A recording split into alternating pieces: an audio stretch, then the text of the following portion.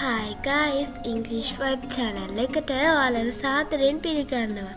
ඉතින් අද අපි කතා කරන්න යන්නේ ඉංග්‍රීසි කතා කරන්න ඕනම වෙන 12 tenses ගැන.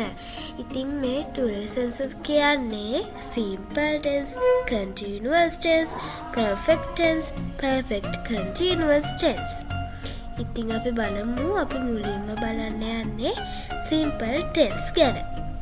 ඉතින් simple tense අපිට present, past, future කියන කාල තුනෙන්ම අපිට කියන්න පුළුවන්. මුලින්ම අපි බලමු present. present මුලින්ම අපි කියන්නේ subject verb. ඒක සාමාන්‍ය එකක්. ඒ කියන්නේ ඒක හරිම ලේසි. මුලින්ම මේ subject දානවා ඊට පස්සේ verb දානවා. මුලින්ම I go example එකක් I go මම යනවා. ඊට පස්සේ past ඒ කියන්නේ අතීත.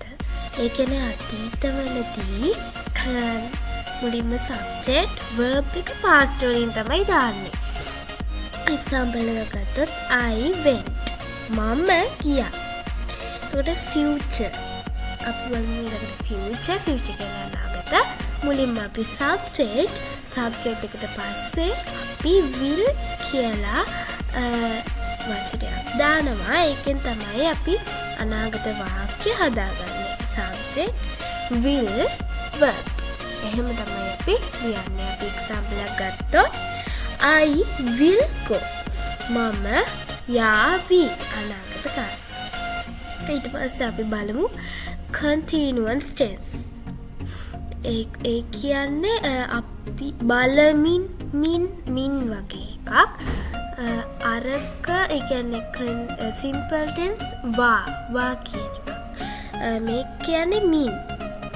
එතකොට අපි මේකෙත් තියෙනවා present, past, future කියලා තුනක්. අපි බලමු මුලින්ම present වර්තමාන. මුලින්ම subject ඊට පස්සේ අපි දානවා is, am, are. ඊට පස්සේ verb එකට ing එකතු කරනවා. example එකක් we are watching. අපි බලමින් සිටිනවා. ඊට පස්සේ past අතීත subject was, were දාන්නේ. ඊට පස්සේ verb එකට ing එකතු කරනවා. example we was watching. අපි බලමින් සිටියා. ඊට පස්සේ අපි future බලමු අනාගත. මුලින්ම subject ඊට පස්සේ අපි දාන්නේ will be කියන වචනේ දාලා තමයි verb ලියලා ඒකට ing එකක් එකතු කරන්නේ. example එකක් we will be watching. අපි බලමින් සිටීවි. ඊට පස්සේ අපි බලමු perfect tense. perfect tense වලත් තියෙනවා present, past, future කියලා කාලවල තුනක්. ඉතින් අපි බලමු present කියන වර්තමාන අපි කොහොමද ලියන්නේ කියලා. මුලින්ම subject ඊට පස්සේ has, have දානවා. ඊට පස්සේ අපි verb එක past participle තමයි අපි add කරන්නේ. past participle කියන එක තමයි අපි ඇඩ් කරන්නේ. මම ඔයාලට description එකේ දීලා ඇති past participle verbs ටිකක් දීලා ඇති. ඉතින් අමතක නොකර ඒකත් බලන්න.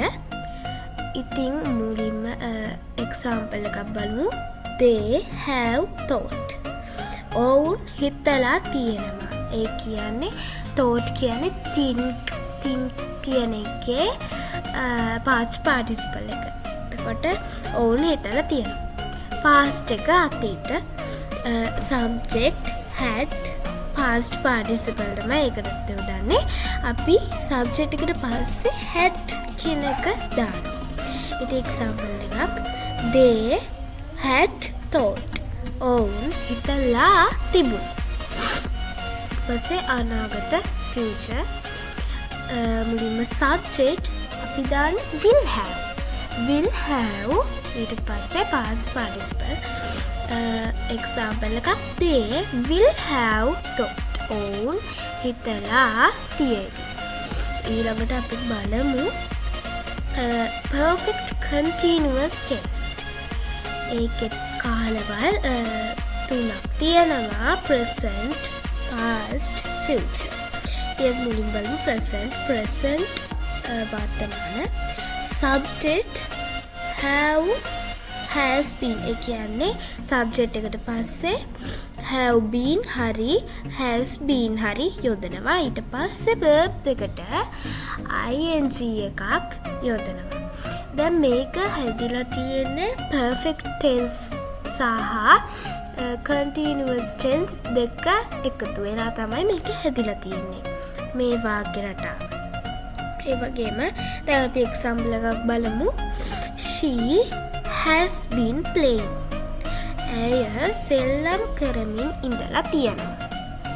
පස්සේ අපි බලමු past අතීත. subject had been තමයි අපි මේ වාක්‍ය වල යොදන්නේ. past වලින් ගත්තොත් යොදන්නේ had been. verb එකට ing එකක් යොදනවා. example එකක් she had been playing. ඇය සෙල්ලම් කරමින් ඉඳලා තිබුණා. ඉතින් අපි දැන් බලමු future අනාගත. subject will have been එකතු කරනවා. verb ing. example එකක් she will have been playing. ඇය සෙල්ලම් කරමින් ඉඳලා තියෙවි. ඉතින් මම හිතනවා මේ dual tenses කියන එක ඔයාලට හොඳට තේරෙන්නේ නැති කියලා. මේක අනිවාර්යෙන් අපිට ඉංග්‍රීසි කතා කරද්දී ඕන වෙන tenses ටිකක් තමයි මේ. ඉතින් මගේ වීඩියෝ එක සමග රැඳුණු ඔබට ගොඩක් ස්තුතියි. මම තවත් දවසකින් මේ වගේ ලස්සන වීඩියෝ එකක් අරන් එන්නම්.